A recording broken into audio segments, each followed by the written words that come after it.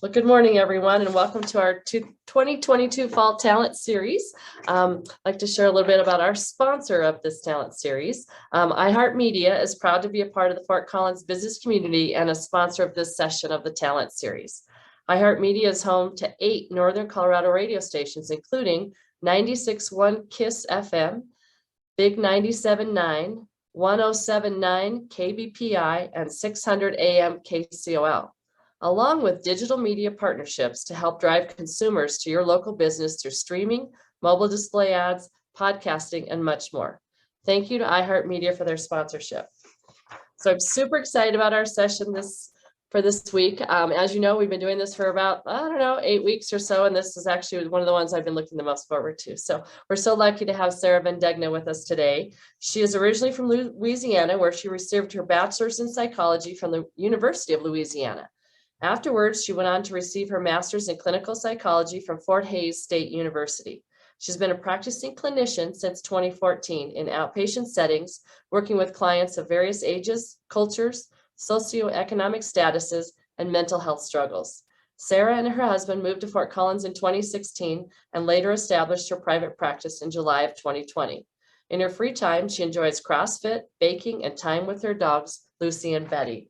So our session today is Keeping Up with Change, how businesses can accept and maintain the new generation of workers. So welcome to Sarah Vendenga.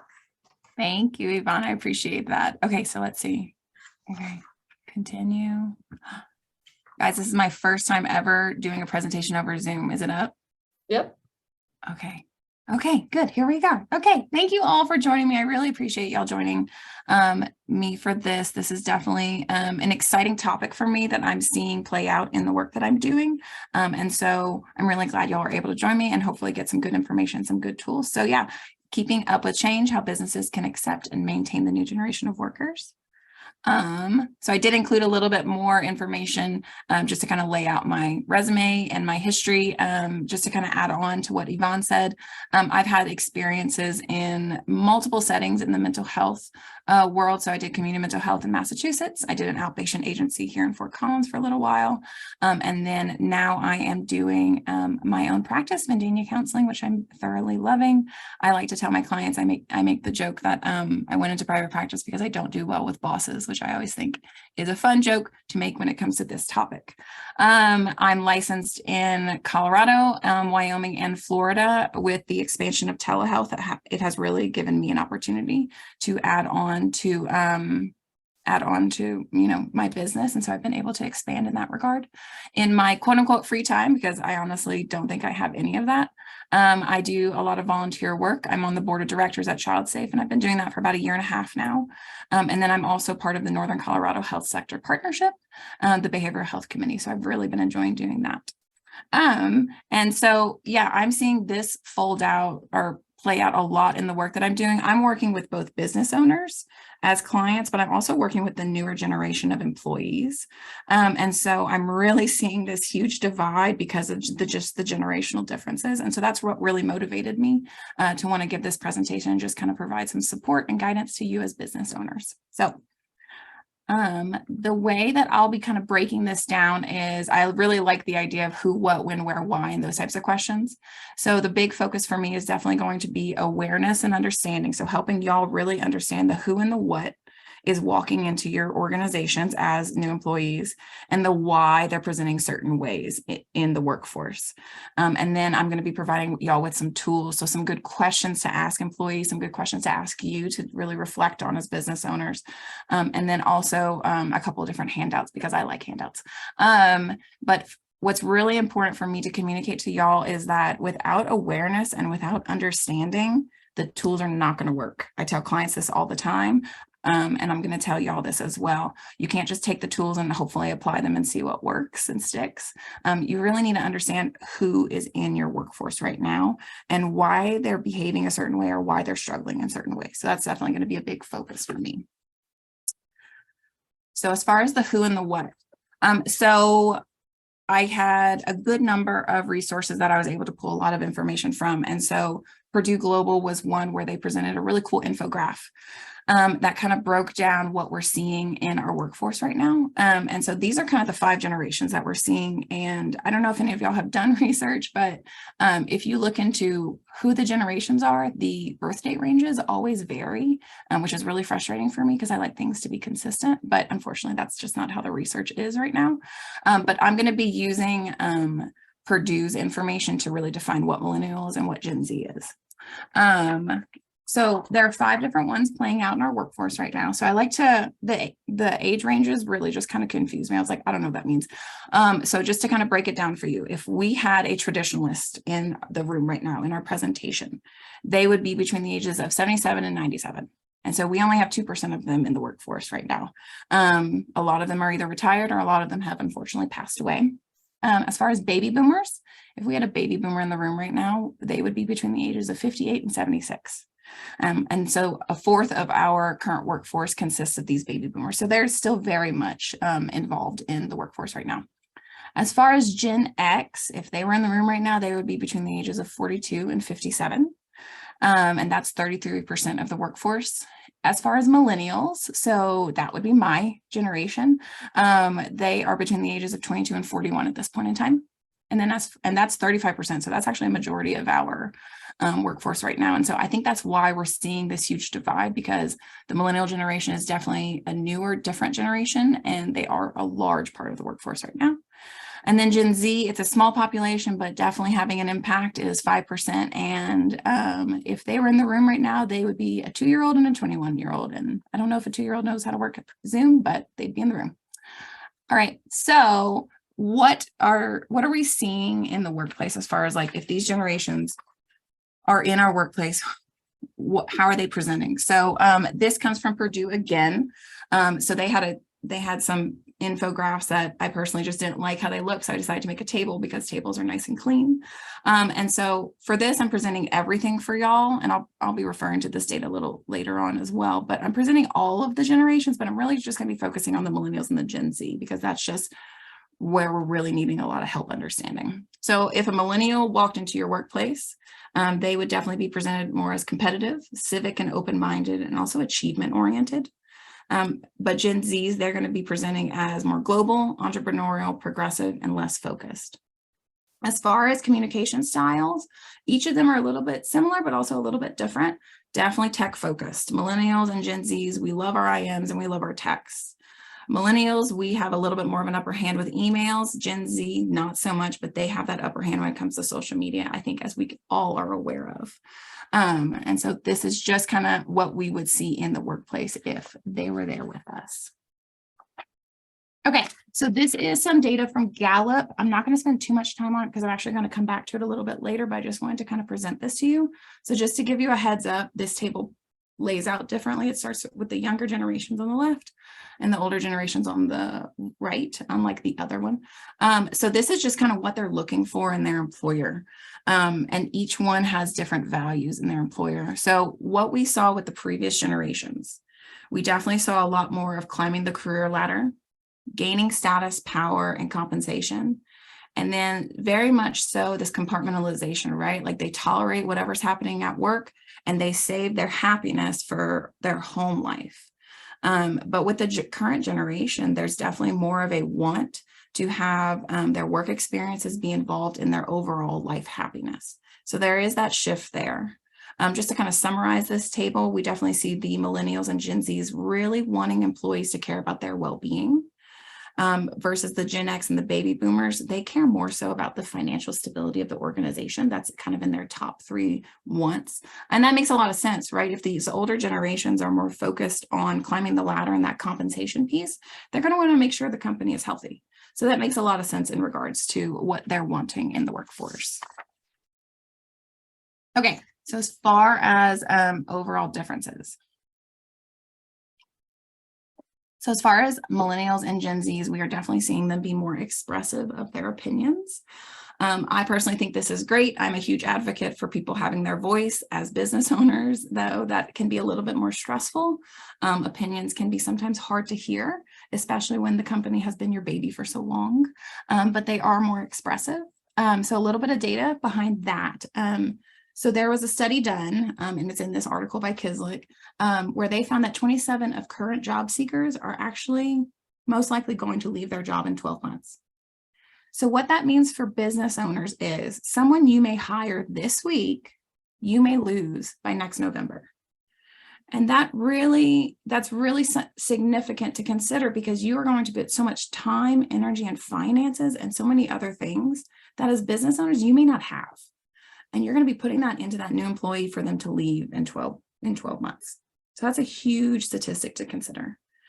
These job seekers, basically, they reported they wanted a new job because they wanted that work-life balance and they wanted learning and growth opportunities. These are two things that I saw in so much of the research that I did: work-life balance, growth opportunities, work-life balance, growth opportunities. So that's going to be a big focus for business owners and employers to really focus on. These newer generations are also wanting their workplace experience to be more personalized and easy to use. And the way to really understand this is, let's just take into consideration our technology, right? So I can go and I can buy an Apple iPhone, watch, iPad, Mac, and MacBook, and they are all connected to the same profile, right? Sarah, Vendenga, they are all connected. I pull up one, it connects to the other, things like that. The technology that the newer generations are exposed to is streamlined. It is easy, and they want their workplace to be the exact same. They want to be able to pull up that job application and it be streamlined and smooth. They want their onboarding process to be organized, to be streamlined, to be smooth. And then they want their day-to-day processes at work to also be easy to use. So that's another important thing to take into consideration, is that the technology that these new generations are being exposed to is influencing how they want their workplace to be. Another thing that we're seeing a lot of is the newer generations want meaning, and they want shared experiences. They want their work to have value and purpose. They want to be making a difference. So this was interesting that I found, they are willing to work hard, which when talking to older generations or business owners, it feels like they're thinking the newer generations don't work hard, but in fact, they are willing to work hard. They're just not willing to tolerate disrespectful work environments, or they're not willing to tolerate unfulfilling work environments. So that's just the difference. They are working hard. It's just, they're not willing to put up with situations that are stressful for them as long as maybe older generations. And then as far as shared experiences, this has been challenging, I think, when COVID hit, when all of us went to remote. But this is definitely something, these newer generations, they want to connect with their coworkers. I'm seeing a lot more companies doing remote like happy hours and things like that. I think that's really great. They might be a little bit awkward initially, but I think it's at least showing employees that, hey, your employers see that it matters that you connect with your coworkers outside of work. So we definitely want to be able to support that. And I think that's huge for this new generation. So as far as how these new generations are struggling in the workforce, so again, this is focused on the millennials and the Gen Z. So this is what employers are seeing. We're seeing them struggle a lot with professionalism and work ethic. So I thought this data was rather entertaining. So in the article that I used for this presentation, they presented data that 95% of new college graduates, so new employees, felt that they were proficient in professionalism and work ethic, which is great, right? They feel super confident coming out of school. They feel great going into the new workforce. I'm professional. I have great work ethic. Let's do this. But then they surveyed the employers, and less than half of them agreed with this. And that's huge, right? Like, there is a huge disconnect that is happening. We are seeing this play out 100%. You know, these new graduates are saying, I'm great at this. And these employers are like, what are you talking about? Like, no. So there's a lot of work that needs to be done in that regard. Also, the same data said that hiring managers described current college age graduates as entitled, lazy, high maintenance, and overly confident. That's really rough. That is hard as an employer to see these newer generations as that. You're not going to want to hire them. That's going to be challenging for you to take on. So that's just a little bit of that information around professionalism, work ethic. We're also seeing the new generations really struggle with autonomy. They're struggling a lot with mental health. We're seeing a lot of high stress, anxiety, depression. In my personal opinion, I don't have data to back this up, but I think kind of linking back to them being more expressive, I think we're just seeing them talk about it a little bit more. I think we still had these issues with previous generations, but I think the newer generations are just a lot more open about it. We're also seeing them struggle a lot with communication skills. And so if we look back at the technology, how much technology is influencing each person's day-to-day in the new generations, it's going to affect their communication skills. And then also these new generations, they just have different needs. It's not new. Previous generations had different needs as well. So that's just something to keep into consideration. And I also try to be realistic when working with clients. So I want to be realistic in this presentation. You're not going to meet the need of every employee.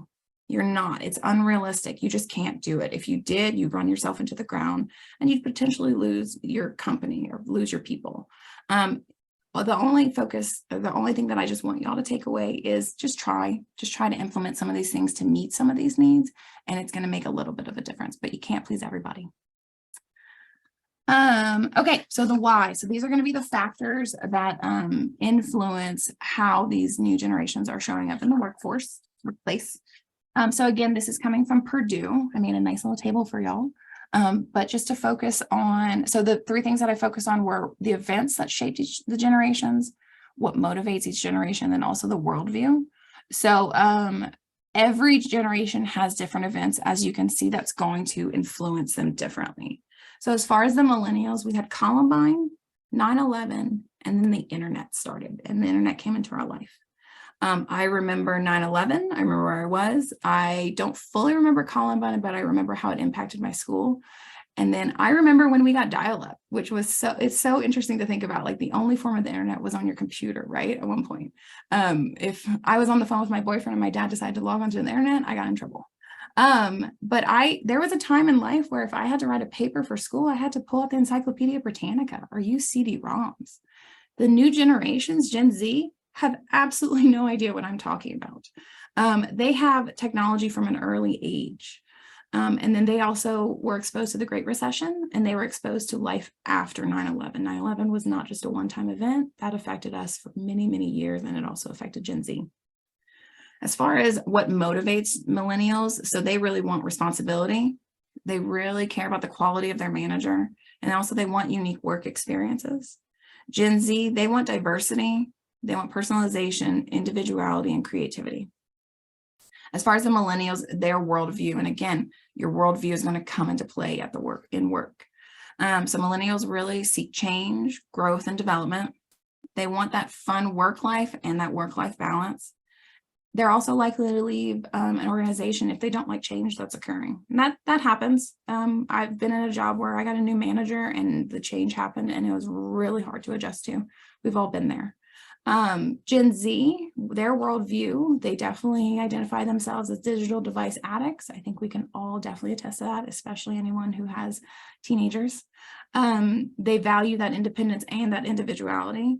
And as far as who they work for, they kind of have some preferences. They want more millennial managers, they want innovative coworkers, and they also want new technologies in their workforce. As far as factors that play out, as far as factors that, why these generations are presenting the way they are.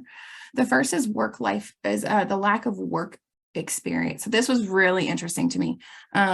So I remember having my first job at the local park at the concession stand, right? When I was 13 years old. And then I had a job basically every year after that. That was just what I wanted. I wanted that freedom. I wanted that responsibility. So if we look at some data, 1979, 60% of teenagers, and I don't know what the age range is for teenagers, but 60% of teenagers had jobs. Fast forward to 2015, so this is just 7 years ago, 34% had jobs. And then it's expected by 2024, so a little over a year from now, that data is going to drop to 25%. 1/4 of teenagers by 2024 will have a job. That means 75% will not. I don't know what they're doing. They're probably focusing on school or focusing on extracurricular activities, or they're just at home hanging out. But either way, this is having a huge effect. These newer generations are they're growing up in more affluent homes, according to the data, and thus they don't need a job. So there's a reason for it, but the effect and the impact is definitely playing out.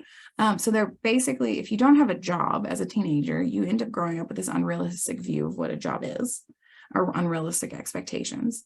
That's leading to lower commitment to the job when they do get one, and then higher turnover. Again, so that's affecting you as a business owner. Going back to that 12-month, right? You take on a new hire, they have these unrealistic expectations, they're not going to commit, and they're going to go. And that's going to affect you and your time and your commitment and money in the business. We're also seeing technology and social media really affect this new generation.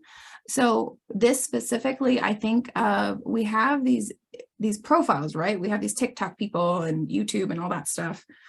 Forgive me, I'm not huge in social media, but we have all these people that are online promoting their entrepreneurial businesses, and they're millionaires, right? And YouTube's paying them. We're seeing this play out in front of us. And this is unlike anything previous generations were taught, right? You were taught go to school, or you were taught get a job early, work hard, learn through the job, and work in the workforce. That is not what this new generation is seeing. They are seeing I can achieve financial success in other ways. And so that's really influencing these newer generations. We're also seeing social justice happen.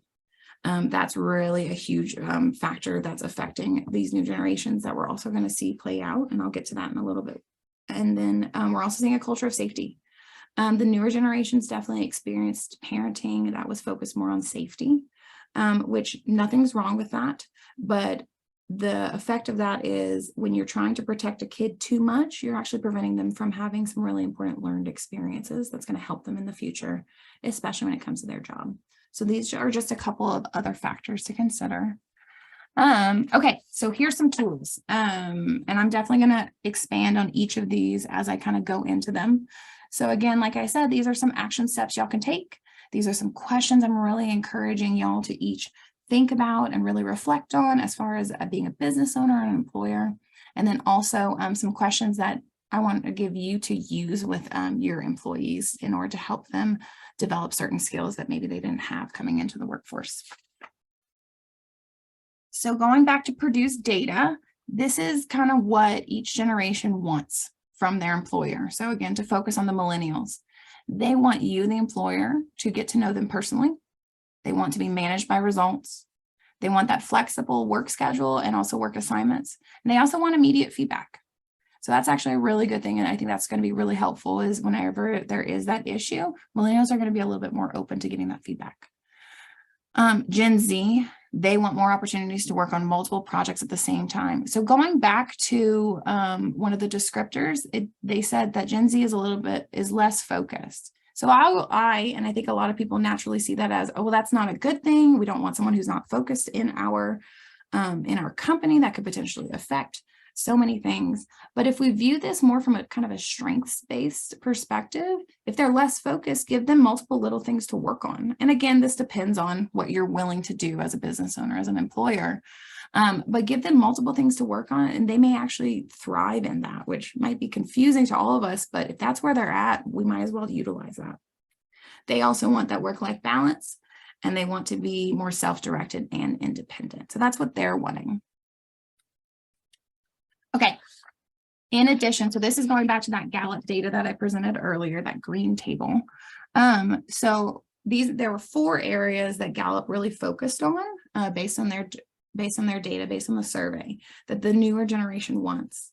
So they definitely want more. They definitely want more emphasis on well-being. They want their employer to care about them.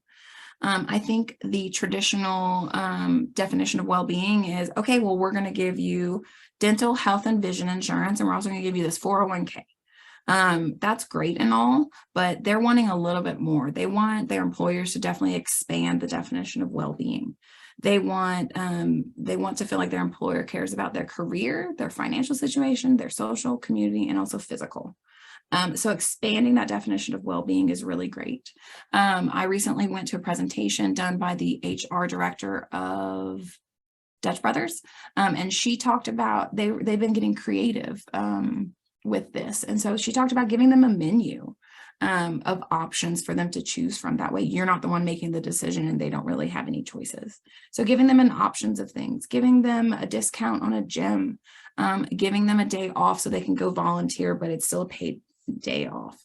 It obviously depends on where you stand in the business, but definitely expanding that definition of well-being, I think, is really going to be great for them. The newer generation definitely wants to see more ethical leadership. So if we think back to when the millennials and when Gen Zs were children, they were exposed to a lot of unethical behavior growing up in the news. I remember the Enron scandal happening. I actually watched the documentary on it the other day, and that was very informative, but I remember being exposed to that. They learn through this exposure, they don't want to work in that type of environment. They want their work environment to take action against any sort of wrongs. And they also want to have a positive effect on the world. Again, we're seeing that play out. And by having ethical leadership, you're actually emphasizing trust. And if your employees trust you and your leadership in the company, you can trust them, and the company's just going to do well. That's just a natural progression of things.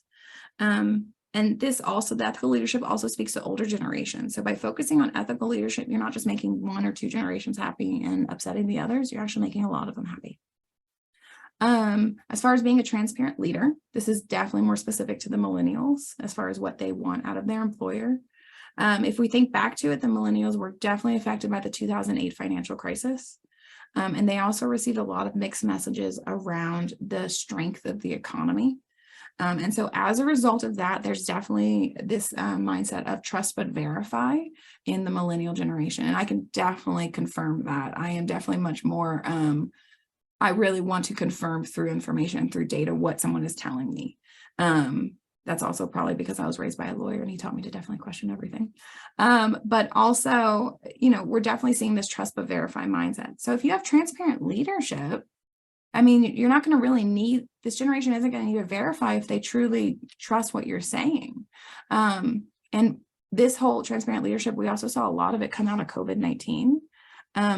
The companies that really handled COVID-19 well, or at least the best of their abilities, they were honest with their employees. They let their employees know where we're standing right now with this pandemic. We don't know what's going to come forward, but this is what our plan is, and we're going to continue to communicate with you. And that really made a difference, I think, in a lot of the morale and even the commitment to a lot of to companies by employees. Okay, so support for a diverse, inclusive work environment. The newer generations grew up with a lot of diversity in comparison to the older generation. So that's where this is coming from. They definitely want you to be able to achieve this through that individualized respect, which may be a little bit challenging because each person has different needs. Each person has different cultural upbringing, different stories, things like that. But this individualized respect can also make a huge difference in order to achieve this. And I'm going to get into diversity a little bit more later. But so to kind of like, in addition to this Gallup information, as far as things that you can do. So these are some questions that as employers, you can, and business owners, you can definitely kind of reflect on, does my business meet each of these needs, right? So does my talent attraction strategy include emphasis on employee well-being? Does my onboarding program address ethics in a meaningful way? And I'm really this is really important. When it says meaningful, the newer generation is going to see right through you if y'all don't mean it.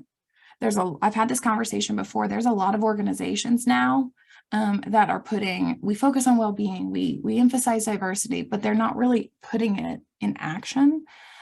So just be aware that if you're going to put something in play, you need to mean it and you need to apply it. How transparent and open are our leaders when they communicate downstream? And then how does my system for advancement and promotion address diversity and inclusion? So these are really great questions. Take your time with each of these. You don't have to answer all of these in one day. Really just kind of focus on how each of these really play out in your company, and even consult with, if you have a co-owner, consult with your managers, really check in with them to see where they feel like you are in the company. All right. Okay. This one's a lengthy one, just bear with me. So these are definitely some action steps that I think is important for each of you to consider. So the first one would be to adjust your leadership style. So there is definitely a shift more towards a mentoring and coaching model when it comes to training new employees. I'm going to have a slide on this a little bit later, but just to kind of touch on this a little bit, the newer generation, it does not work with them to just kind of give them the constraints and the rules and then tell them to move on. That is not what they want. They want a little bit more of a connection. They want more of that mentorship and coaching. And so, like I said, I'll get to that in a little bit. There's definitely, you as employers and managers need to definitely focus more on role modeling certain behaviors and skills. So referring back to that lack of professionalism that we're seeing with this new generation, you're going to need to really role model professional dress, being timely for things, how to make eye contact, have a firm handshake, and things like that. And so that's important for you to role model for these new generation. There also is a need to role model self-directedness, but I'm also going to address this in another slide as well. But basically, self-directedness is defined as just initiation skills, ability to motivate or self-motivate, and then also self-awareness. As far as your growth mindset. So growth mindset is the idea that intellect can be taught, can be trained. And because we're seeing these new generations come into the workforce without some of these skills, we're really going to need to facilitate that growth in the workforce. And so basically the growth mindset also views challenges and failures as a way to learn and improve. And it also helps people persist through adversity. And I really like to focus on that because if we're seeing this younger generation leave jobs sooner, if we can instill this persistence through adversity, we may not see them leaving as much. So that's why I really like the growth mindset. Managing expectations is huge. I talk to my clients about this all the time. I talk about managing expectations when it comes to anything and everything, but especially when it comes to the workforce. And this is something that you can do from the get-go. From the minute you interview them and explain what the job looks like, be honest with them. Be realistic about what the job requires. Then also communicate the job expectations, be very clear. These new generations, they want that. They want you to be direct with them, to be honest. So definitely communicate the job expectations. And then also have really great onboarding. Like if the more thorough your onboarding, the more realistic and the more information these new generation has in order to make the best decision for themselves. Like, is this the right job for me? Can I handle this? So really thorough onboarding can include checklists, facilitating communication. So don't just hire someone on and then check in with them in 6 months being like, hey, how have things been? Check in with them weekly, bi-weekly when they're new, maybe after 3 months, maybe check in with them monthly. Just make sure there is some communication. Definitely reinforce the current culture. That onboarding can definitely allow that, and that would be great. And also reinforcing the sense of purpose that the company has, that also speaks highly to the new generation. And then provide those feedback channels. The minute someone comes on board, you can establish a feedback channel with them, and that's going to be really important. Hey, come to me if you have any issues with the onboarding process. Let me know if you're struggling with any sort of like meetings or anything like that, and you're a little bit confused, like just let me know. Or point them in the right direction. Hey, this is going to be your mentor. That's definitely the person to go to when you have that struggle. And keep up the communication. Check in with these people, and I'll get to check-ins a little bit later. Okay, so as far as diversity, equity, inclusion, definitely focus on this. I've mentioned this already. Again, very important to the new generations. Set the expectation within the workforce for positive behaviors. And don't just set the expectation and reinforce it. That's going to be huge because that's going to show the newer generations that you actually mean it when you're focused on diversity. You can begin to start having some workshops on DEI, diversity, equity, and inclusion. Workshops would be really great. I think it's good for both the business owners, for employers, managers, and employees to all have that sort of education, especially in the world that we're living in right now. And then I really like the idea of providing negotiation conflict resolution training. I know of a workplace that actually implemented that recently, and they were able to resolve some issues that could have potentially led to people leaving. And so that's huge. And this is also significant to help the different generations in the workforce get along, right? Like each generation is going to be different. Each generation presents differently, communicates differently. Conflict is naturally going to appear. So by training them in conflict resolution and negotiation, you may actually be able to help resolve issues before it becomes an HR issue or before it leads to someone leaving. And these are all definitely things that we want to be able to prevent. As far as communication skill development, I did mention this earlier. This is a struggle for the newer generations. Technology is definitely affecting this. A little bit of data on this. Gen Z and millennials, 74% of them, or 74% of their communication is done digitally, 26% is done in person. That's just mind-blowing. So we're seeing an impact in communication development and also interpersonal development play out because of technology. So when these newer generations come into your office and start working for you, you're probably going to see them struggle with communication. So what's going to be really good for them is helping them figure out when certain communication is appropriate. Hey, when you're communicating with this client, it's okay to text them. But when you're communicating with this client, they prefer a phone call. They want more of that personal touch. And then as far as texting and emailing, I would definitely encourage you to give templates of what an appropriate response will look like to certain situations. I think that would be a really great idea. I actually heard of that from a recent HR professional at a conference that I went to, and she talked about how she'll give her employees different templates as far as just a copy and paste, so they don't really have to do the work and potentially mess up a communication with a client or whoever. But then also they're being exposed to, there's that role modeling right there of like, oh, this is what a good email and appropriate email looks like. I need to be able to replicate this in the future. All right. Okay. So like I said, I was going to come back to the coaching and mentoring piece. So again, this is what's really important instead of the supervising. So just to kind of help y'all understand a little bit of the differences. So supervising definitely focuses on ensuring the person performs appropriately. It focuses on tasks, remediation, and rules. And also there's more of an authoritative position for the supervisor. As far as mentoring, it's a little bit opposite, right? So this definitely focuses on developing that personal relationship. So basically you're with mentoring and coaching, you're taking an experienced person, pairing them with a less experienced person. You're creating that relationship. And then you're also addressing certain goals and professional growth. So there's that focus on growth again. It may not sound very different, but it really is. The approach to it, I think, is different. The approach to the new employee is different. Mentoring also focuses on the future and the long-term performance of the employee. It focuses on the person's strengths, and it's more of a partnership that includes both active listening, trust, and loyalty. And so as far as coaching and mentoring, I actually ended up encouraging a client of mine to implement this with an employee that they were struggling with. And it wasn't 100% fixed, but man, it really helped my client understand what the issue is and work through it with their employee. So basically some check-in questions that I think would be really good at any point that an employee is struggling. So, or just not struggling, just in general. What are you proud of, or what are you proud of that you accomplished in the last week? I really like that. That's focusing more on positive rather than where are you struggling, but also checking in, like, where are you stuck? What can I do to help? I really like that one. That really emphasizes your availability and your commitment to helping them through this.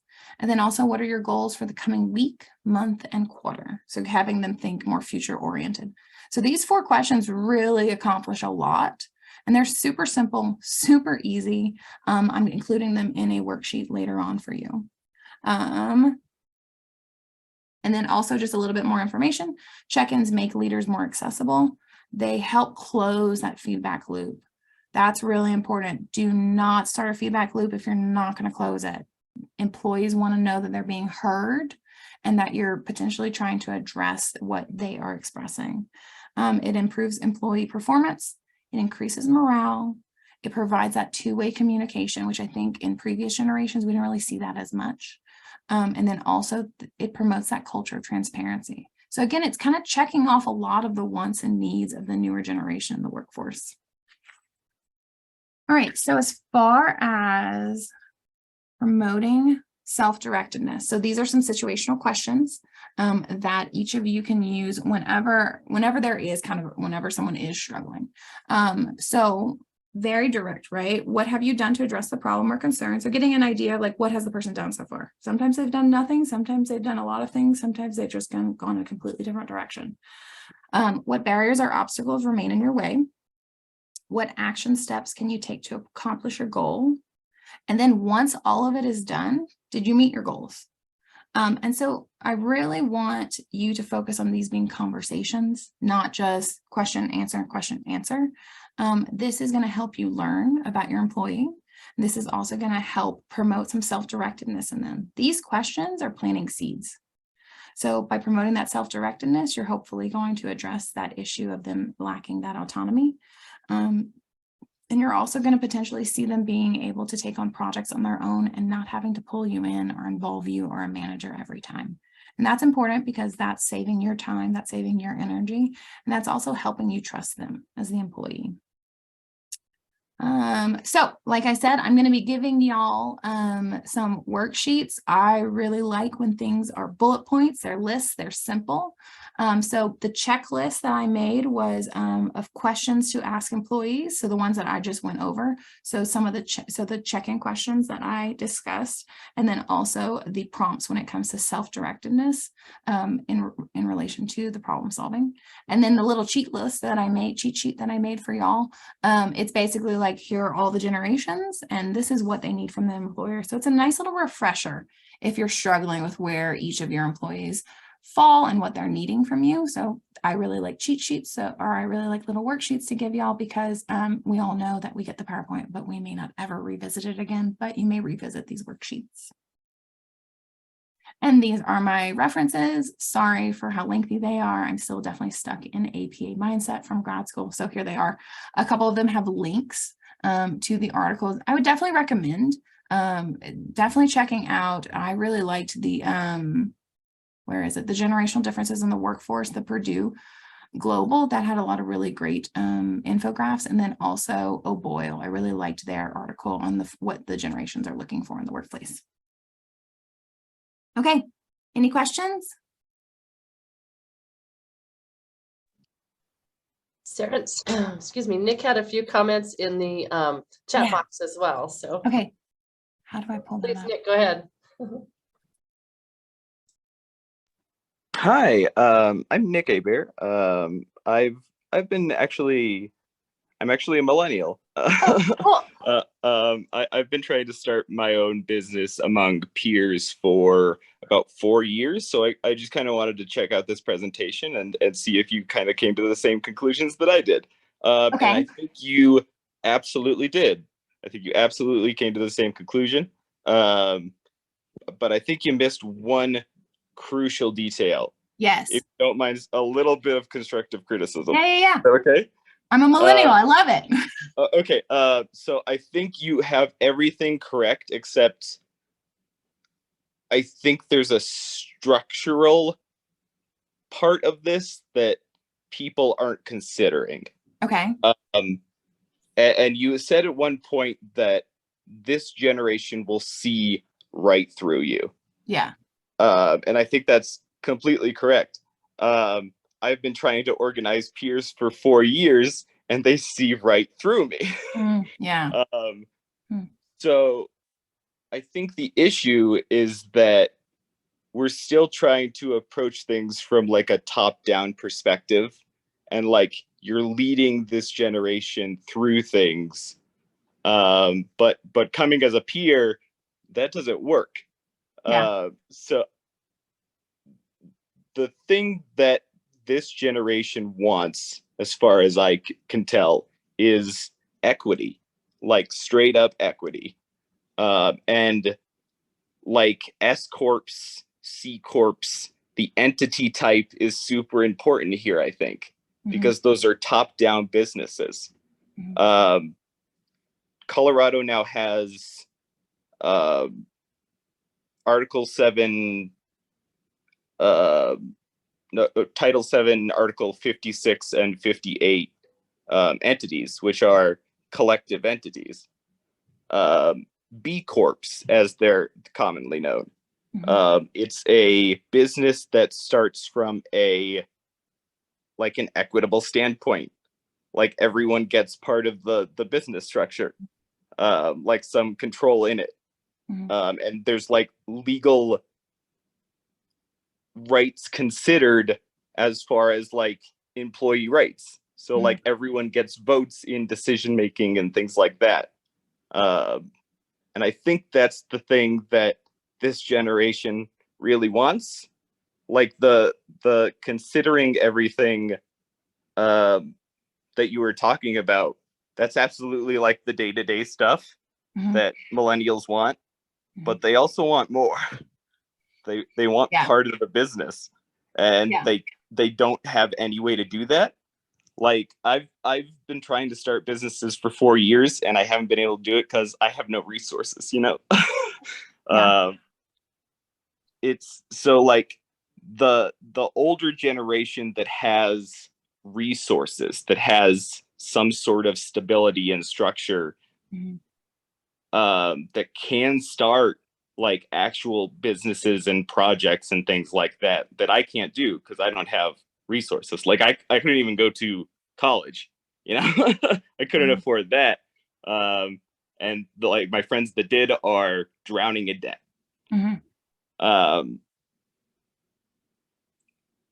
It's like no one wants to work anymore is like commonly what people are saying towards our generation, but we don't feel like we can get any footing. And it's definitely part of the generational divide, I think, that we're seeing play out. For today, as a therapist, I've definitely figured this out. There are the world problems that I can lose sleep over, and then there are problems in my local community, in my world, that I can make a change. And that's definitely where, and I use that mentality with my clients as well. Like, we can't fix everything because we will exhaust ourselves and we'll get nowhere, because it's going to be a group effort. And I think it's also going to take time. And I think that's kind of the direction that I wanted this presentation to go with. What we are working with currently, what are the changes that we can implement? Sure. And then, you know, it's November 2nd, go out and vote. Like, that's going to make a difference too.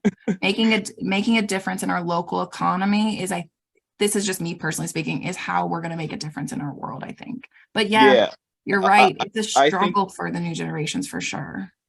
I think encouraging like a change in entity type from going from S Corp and B Corp, and where the shareholders are completely separated from your business. Like the people making decisions about your business, the shareholders aren't connected to it in any way. Like changing it where the shareholders are the employees and things like that, where the people that own the business are actually the people who work there. I think that's the change that this generation wants. It's B Corps, not C Corps or S Corps or LLCs. I know LLCs just got changed to $1, and my generation is super excited about that. But I've actually been trying to encourage like Article 56 and Article 58 entity formations, like LCAs, limited cooperative association or something, I think it was, because that's kind of what, coming from this generation trying to organize this generation, they don't care about anything else. Like all the surface level stuff is fantastic, but they want equity.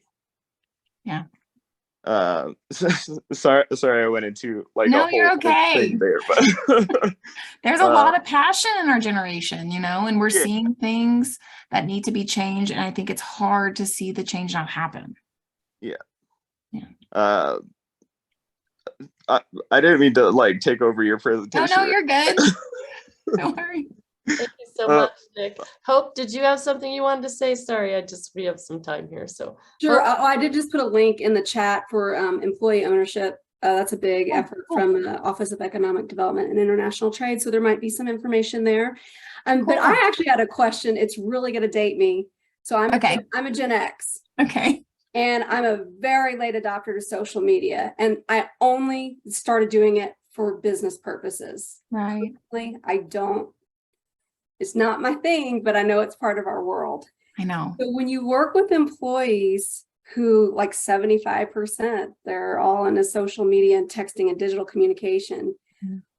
What's the balance of time spent on social media at work? Because I've been through different generations and worked with generations where you would almost like throw your phone like in a drawer or hide it if you had checked anything. That's true.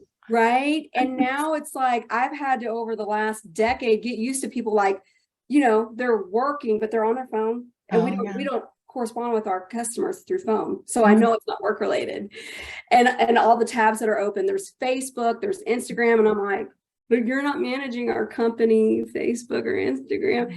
It's part of our world. But I struggle with, you know, oh my God, I'm so busy. There's not enough time. And it's like, well, if the average person spends 4 hours a day on social media, how much of that time is happening at work?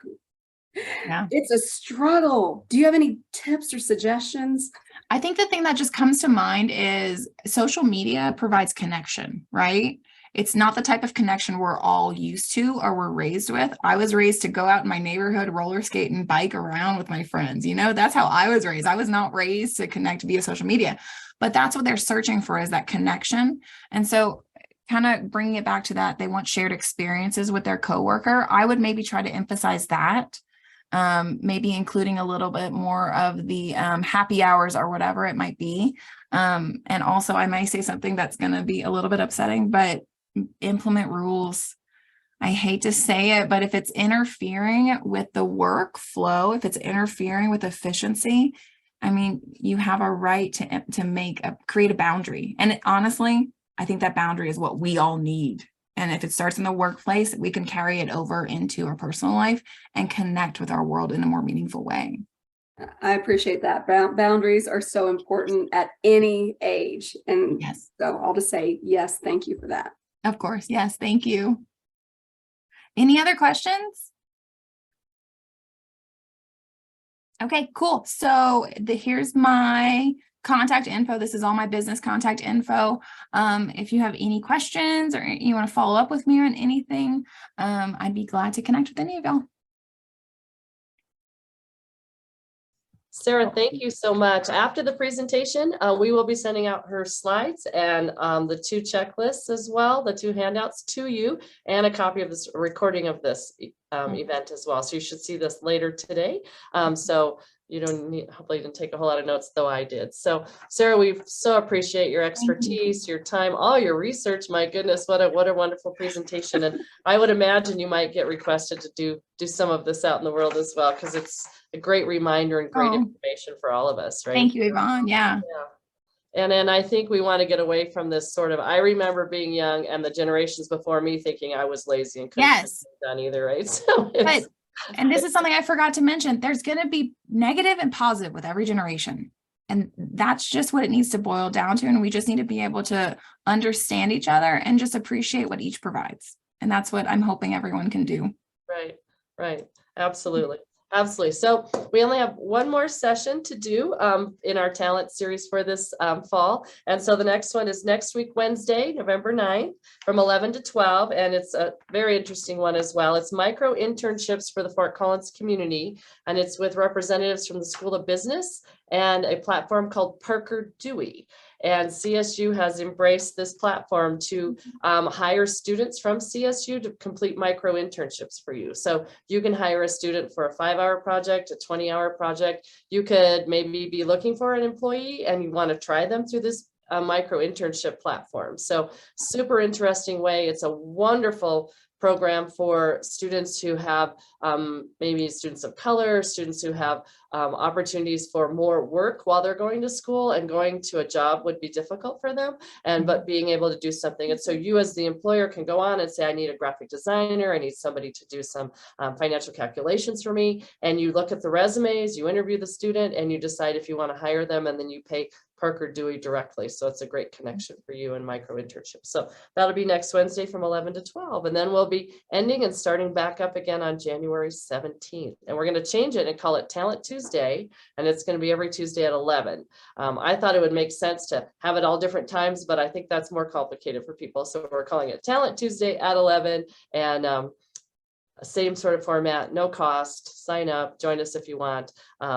So we appreciate you being here today. Appreciate Sarah and all of her efforts. And so all of you have a wonderful rest of your day. And my mind is blown with all the different questions and topics I'm going to be working on in the next few weeks. So thank you again, Sarah. All right. Thank you. Yeah. Thank you.